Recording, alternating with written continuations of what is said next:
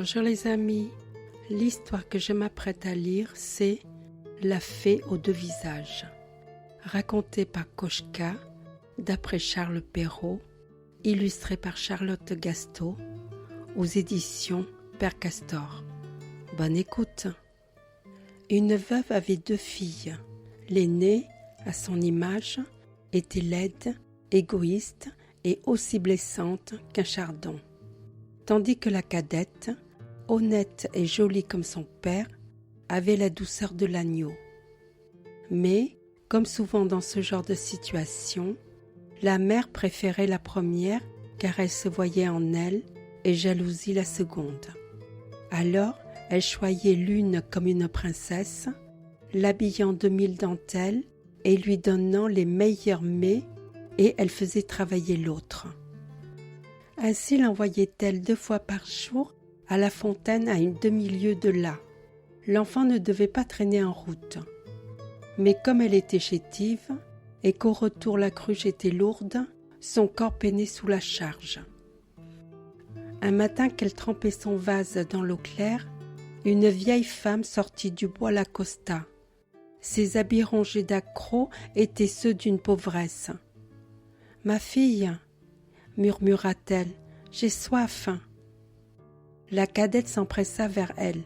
« Tenez, buvez !» Pour l'aider, elle lui porta la cruche aux lèvres. Or, la vieille femme était une fée. « Jeune fille, ton cœur est beau, » lui dit-elle. « Il déclenche l'envie de donner. Je vais te faire un cadeau.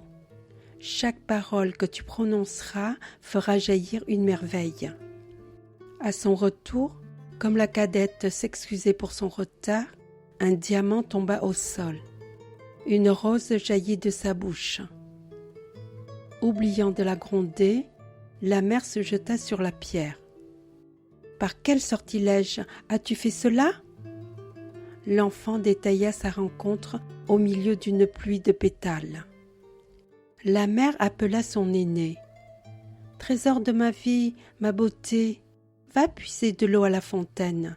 Et quand une vieille femme vêtue de haillons t'en demandera, tu lui en donneras gentiment.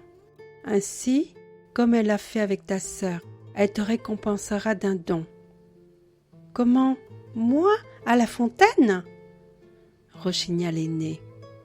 Mais comme sa mère insistait, elle partit en traînant les pieds et dédaignant la cruche, elle emporta comme récipient un magnifique flacon d'argent. Sitôt parvenue à la source, une jeune dame sortie du bois l'accosta. Ses habits tissés de soie étaient ceux d'une princesse.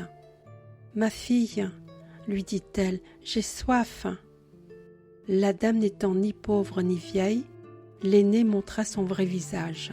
« Me croyez-vous ici pour ça ?»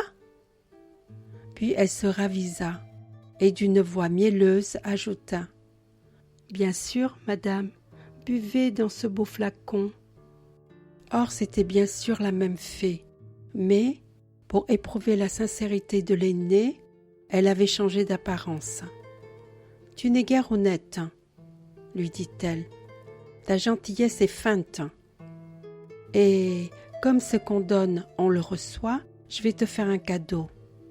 À chaque parole que tu diras, il sortira de ta bouche un animal à sang-froid. » Non consciente de son infortune, l'aînée retourna chez elle. Impatiente, sa mère l'attendait. « Eh bien, ma fille, l'as-tu croisé ?»« Oui, mère, j'ai fait ce que vous vouliez. » Ce disant, elle cracha crapauds et vipères qui glissèrent sur le parquet. « Juste ciel !» hurla la mère. « Qu'a fait ta sœur, cette traîtresse ?» S'emparant d'un bâton, elle voulut la corriger.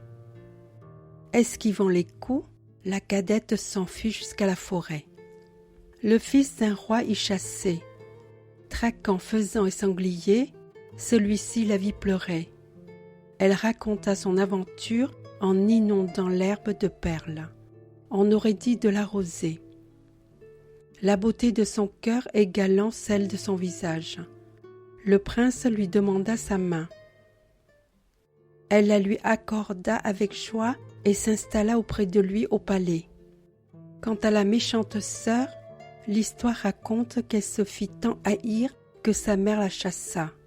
Sans endroit où aller, elle frappa à de nombreuses portes, mais, vu ce qu'elle crachait en parlant, nul ne voulut la recevoir.